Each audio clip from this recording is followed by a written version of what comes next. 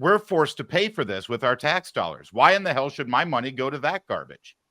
Well, I expect to see Mike Johnson come up to a microphone and explain that the intelligence community has demonstrated to him that it is essential that we have some communist wine woman with delusions of coherence running government media.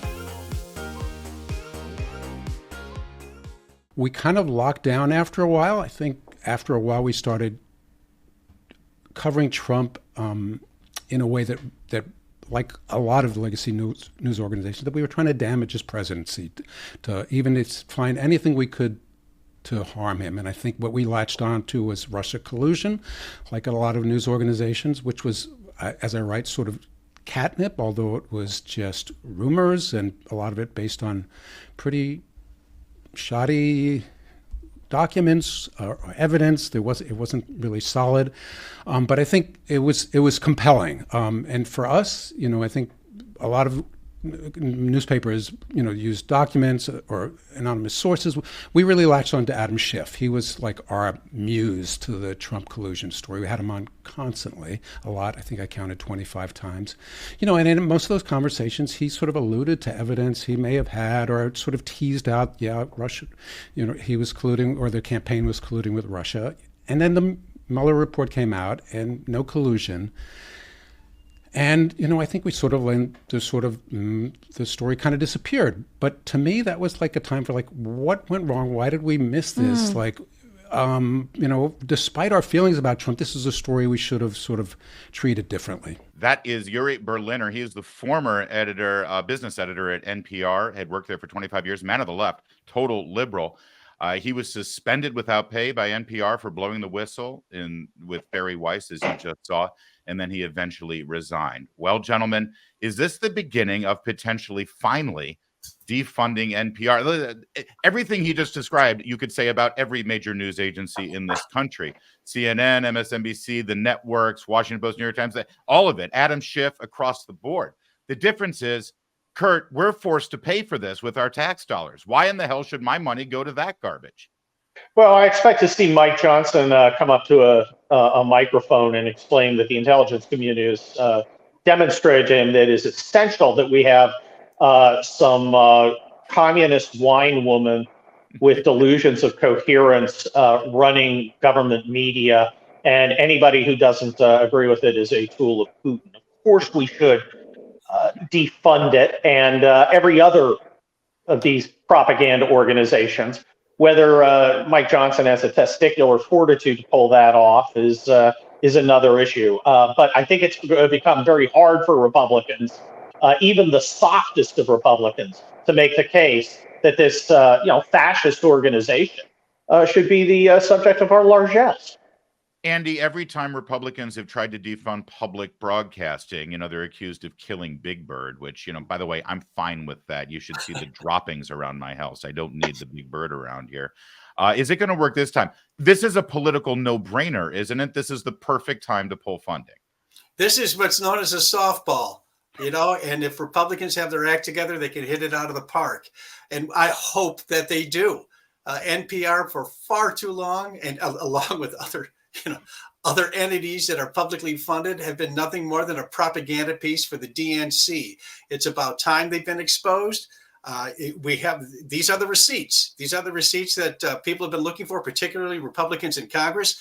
Now let's see if they have the stomach to follow through. Chris, I'm sure you followed this story. I found it interesting. I think Mr. Berliner's story, his essay, and this podcast with Barry Weiss at the Free Press was very fascinating. He said he thinks everything changed. I was looking at this. I'm like, it's NPR. Of course. We've all known this for about 40 years. He said, oh, no. Everything changed after Trump was elected. That's when things got bad. You buying that? No, not really, but I think it was on steroids for sure. I actually, full disclosure, my very first job in broadcasting was on an NPR affiliate. I anchored the local morning news and had to anchor the rest of the network day. And even as a kid, before I really understood politics, it always sounded ridiculous and pretentious. I've grown to call it the wood floor and fern crowd that listens to it, dissonant flutes, and everybody who has a tote bag, thinks they're smarter because it's all said in a whisper. It's pretentious. It's always been pretentious and leftist and haughty. It's the kind of thing you associated with John Kerry back in the day. Of course, they've always had a political point of view, but yeah, was it ratcheted up to a 10, a new level of hysteria with Trump? I don't doubt it. And when you hear the words of that CEO, I've forgotten her name now, Maher, I think. Kelly Maher. Kelly Maher. In fact, let's go to it right now. You mentioned it, and I've got it teed up. Here she was giving a TED Talk. By the way, I think anyone who gives a TED Talk should be immediately banned from any government job or any high position. She's giving a TED Talk. This is back when she worked for Wikimedia, which is the nonprofit organization that runs Wikipedia. And here she goes. That perhaps for our most tricky disagreements, seeking the truth and seeking to convince others of the truth might not be the right place to start. In fact, our reverence for the truth might be a distraction that's getting in the way of finding common ground and getting things done. Wow. Thank you, Madam Orwell. Chris, you've got to have a PhD in something to agree with that sentiment, especially when you're in charge of a media organization. Yeah, she continued to go on about how, my truth and their truth, that's that Oprah thing that, well, there's the truth and then there's your truth and there's my truth. And we're always so obsessed with pursuing the truth that maybe, it's anti-intellectualism is what it is. I mean, it's not profound. It's not smart. It's the antithesis of honest and intellectual. The truth it just is. There is no my truth, your truth. Let's set aside the truth and try to come and And anybody that doesn't see it that way as a journalist, good grief. What's journalism then? Andy, this is part of the problem here where everybody is sort of in this strange cycle of not really knowing what news organizations to trust. And by the way, this has always been the rationale for why we need an NPR, because it's just down the middle. Now, this is the woman who's in charge of NPR who thinks truth gets in the way of things. Truth gets in the way of things, according to her. The pesky freedom of speech. Boy, what a big problem with that. Anybody that did not go to an elite university, an alleged elite university, can see right through this woman's nonsense. What she said, I mean, I think we're all dumber for having heard that than what we've heard before. I'm aghast at how she, with a straight face, can say that truth gets in the way. Right. But here's the thing. She represents every single college campus in America right now. This is every professor and every dean and every university with one exception. She's white. Oh, that's fair. That's fair. Kurt Schlichter, super white. She is. I mean, she is the most white woman of whiteness who ever whited. Kurt, developing this morning, Chris Rufo, the independent journalist who's been revealing all of this about Ms. Maher, Catherine Maher, the new CEO of NPR.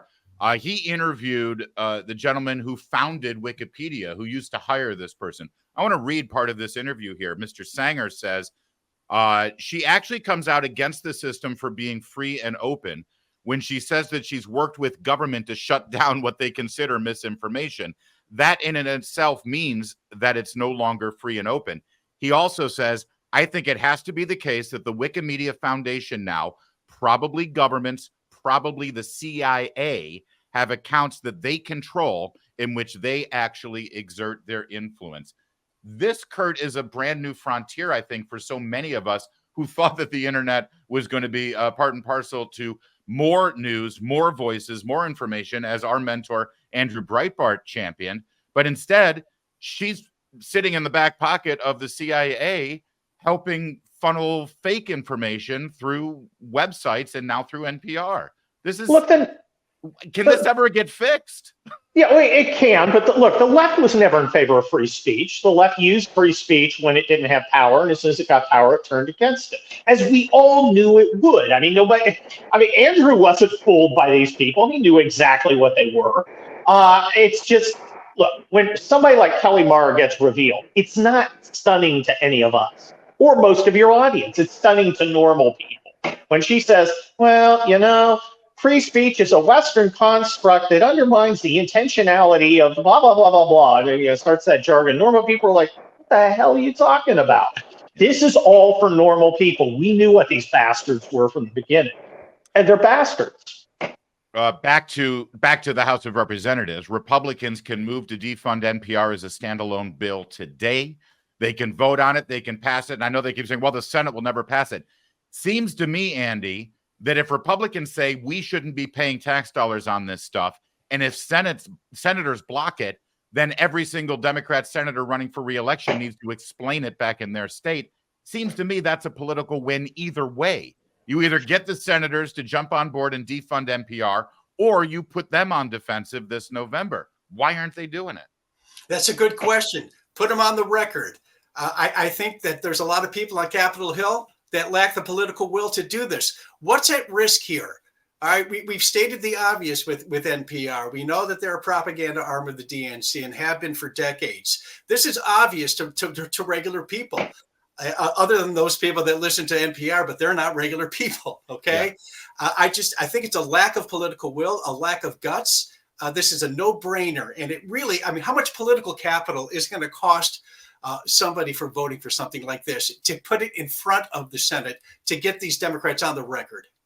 Chris DeGaulle, when public broadcasting began, there were 3 networks, and that was it. And now look at where we are in terms of television broadcasting.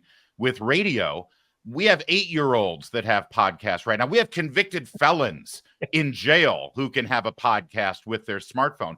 Why are we funding spoken word radio? It's not like our industry and our market does not have a flood of spoken word content. That's exactly right. I was going to say, we've never had access to more opinions, more thoughts, more shows, more content than we do right now. Everyone in the world, your neighbor, your friend, your sister, your cousin, they're all content creators now. We've never had more. And so isn't it interesting that the two entities that Washington and the left want to control is the internet, which, you know, the social media sites. Section 230, I think, is part of this discussion, right? It's hey, we'll let you guys off the hook. Nobody can touch you from a legal perspective, but the deal is you're going to work in concert with us so that we can control the content. And similarly, NPR, same deal. It's this kind of fascistic model in a way, in my opinion. And I think the Republicans are guilty of this too. They like ultimately that governments sort of embed with these folks. Obama always lamented there used to be a common set of facts. Well, this is how they control that common set of facts, is they get all these folks together that they protect and fund on the taxpayers' backs. And that's how they square that common set of facts and then tell everybody else that we're nuts and kooks and conspiracy theorists. And not to mention, Kurt, the fact that, listen, you and I used to drive down to the old KABC studios in Culver City, California, back when I lived in LA, and you'd have to drive past NPR to get there. The NPR studio was palatial. It was one of the most amazing modern architectures, multi-million-dollar building. You get to the radio station, and it's like you're afraid you're going to get eaten by a drug-infested cockroach when you go to the bathroom. No offense to KABC. But I mean, that's the difference. It's not just public radio. It's like really, really expensive public radio that we keep funding. I hope people recognize the kind of high ticket price that comes along with NPR. Look, we're subsidizing the Volvo and Chardonnay set, and I don't see why we should. Yeah. It makes no sense.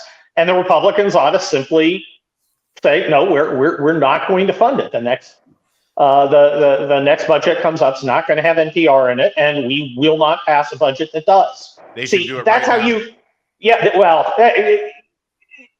The thing is, the Republicans seem unable to understand how to exercise power because we're not the party of government. They're the ones who need government. They're the party of deadbeats, losers, the shiftless handout consumers, not us. Shut the government down. I don't care. Let it get shut down. In September 2009, when James O'Keefe presented his Acorn expose at Big Government, I was working with Andrew Breitbart at the time, and within a week, Acorn was defunded. They had one standalone bill, defund Acorn. It was done. I think it was an 89-9 vote. They could do the same thing with NPR today, and I sure hope they do.